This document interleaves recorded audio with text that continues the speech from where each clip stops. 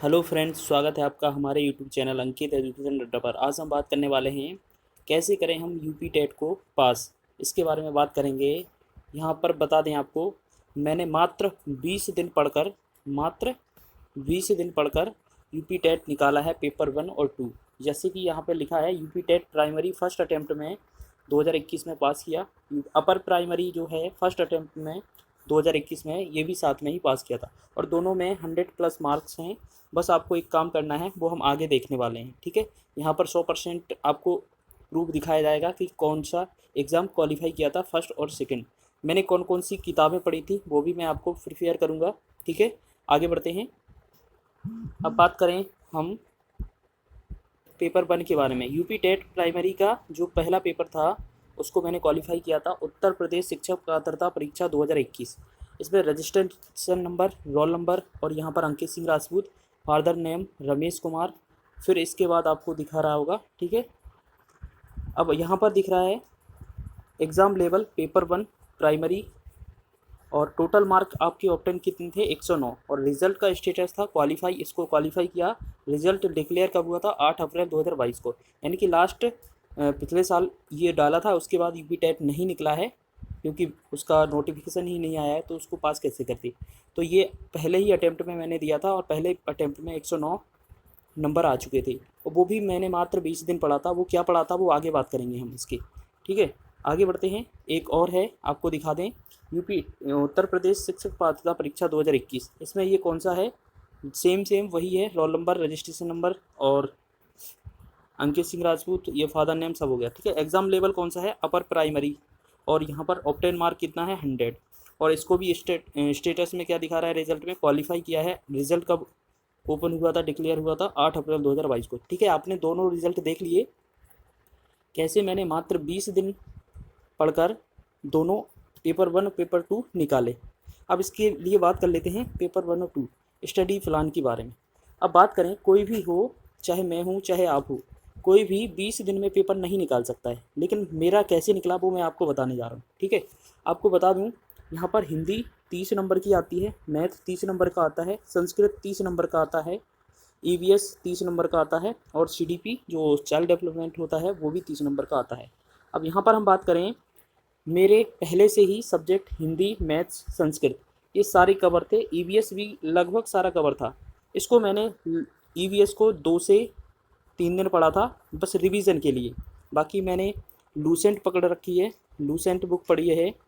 ठीक है, एक ईवीएस की एक बुक पढ़ी है अलग से और काफ़ी जगह से मटेरियल इसका पढ़ा है। ठीक है, तो ईवीएस ये सारे के सारे जो टॉपिक हैं सब्जेक्ट वाइज, इसके मैंने पहले से ही कवर कर रखे थे। मात्र मुझे सीडीपी पढ़ने की ज़रूरत थी। वो सीडीपी मैंने क्या किया, 20 दिन का प्लान बनाया। पहले दिन हो सकता है आपके 1 से 2 पेज पढ़े जाएँ, क्योंकि ये सीडीपी थोड़ी कम समझ में आती थी। ठीक है, उसको बार बार पढ़ते गए। लास्ट में आपको जो एक बुक पढ़नी थी उसको मैंने कम से कम 40 से 50 बार इसको रीड कर लिया था, एक बुक को। ठीक है, जो सीडीपी के मात्र 50 पेज हैं लगभग। बहुत ही कम पेज वाली बुक आपको सजेस्ट करेंगे जो कि अच्छे से अच्छे नंबर आपको दिला सकते हैं। तो अब बात करें हम इसमें, सबसे पहले हमने क्या किया कि जो हमारा पढ़ने का तरीका था, हिंदी मुझे पढ़ने की ज़रूरत नहीं थी क्योंकि ये पहले से ही कंप्लीट थी। अब कोई सा भी एग्ज़ाम हो, जैसे कि पिछले वीडियो में मैंने बताया था एसएससी जीडी का मैंने एग्ज़ाम निकाला है, उसमें भी मैंने जीडी में हिंदी नहीं पढ़ी थी क्योंकि वो पहले से ही मेरी कवर हो रखी है।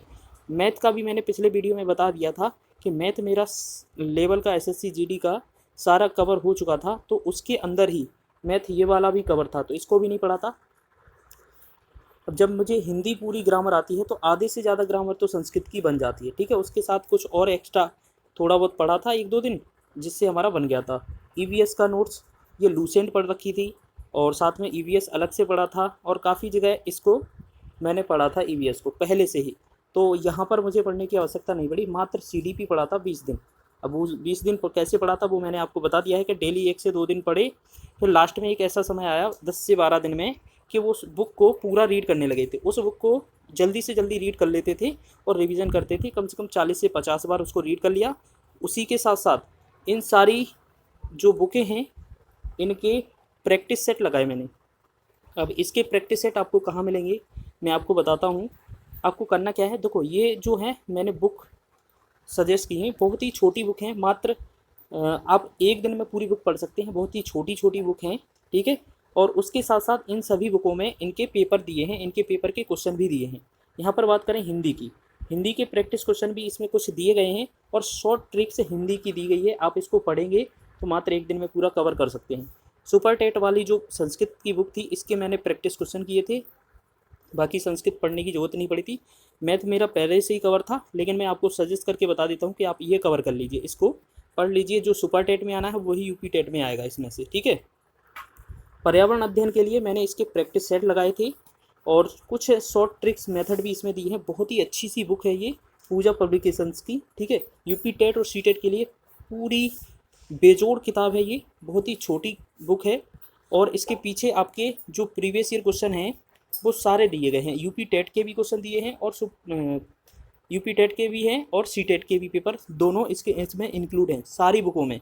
सी टेट के लिए और ये CDP की बुक भी मैं आपको बता रहा हूँ, बाल विकास एवं शिक्षा मनोविज्ञान, इसको मैंने लिया था, इसी की मैं बात कर रहा हूँ।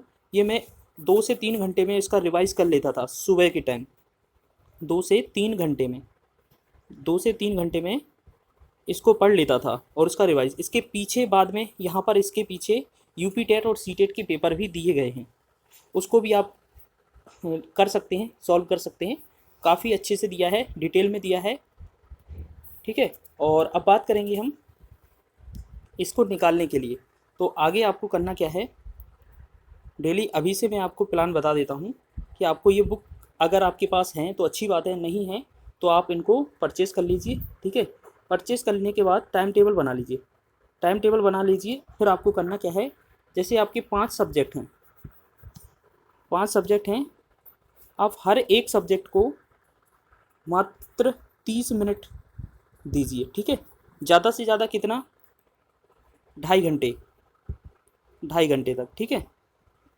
2.5 घंटे डेली पढ़िए आप, आधा घंटे सारी बुकों को, और आप 20 दिन के बाद भी अपना रिज़ल्ट अच्छे से देख सकते हैं। और साथ ही साथ आपने अगर आधा घंटा पढ़ा है तो उसके बाद आप 10 मिनट के लिए, जैसे आपने CDP की बुक उठाई, ठीक है, जो मैंने आपको बताई है, इसमें आप सिर्फ 30 मिनट पढ़िए। उसके बाद आप पहले जाइए पीछे की ओर, पीछे प्रैक्टिस सेट के क्वेश्चन दिए हैं। अब कोई सा भी साल का जो जिस वर्ष का आपको लगाना हो, उसमें 30 क्वेश्चन दिए हैं, आप उनको 30 क्वेश्चन को कवर करिए, 30 क्वेश्चन के आंसर करिए।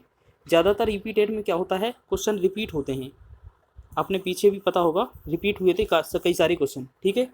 तो CDP का आपने आधा घंटा पढ़ा, उसके बाद 30 क्वेश्चन का प्रैक्टिस सेट लगा लेना, जिससे कि आप थ्योरी तो साथ साथ कर ही रहे हैं और प्रीवियस ईयर क्वेश्चन भी आपके कंप्लीट हो जाएंगे, जिससे कि आपका फर्स्ट बार में ही आपका यूपी टेट और सी टेट दोनों निकल सकता है, ठीक है। ये यूपी टेट के लिए इन्फॉर्मेशन थी, तो ये आपका पहली बार में ही यूपी टेट निकल सकता है।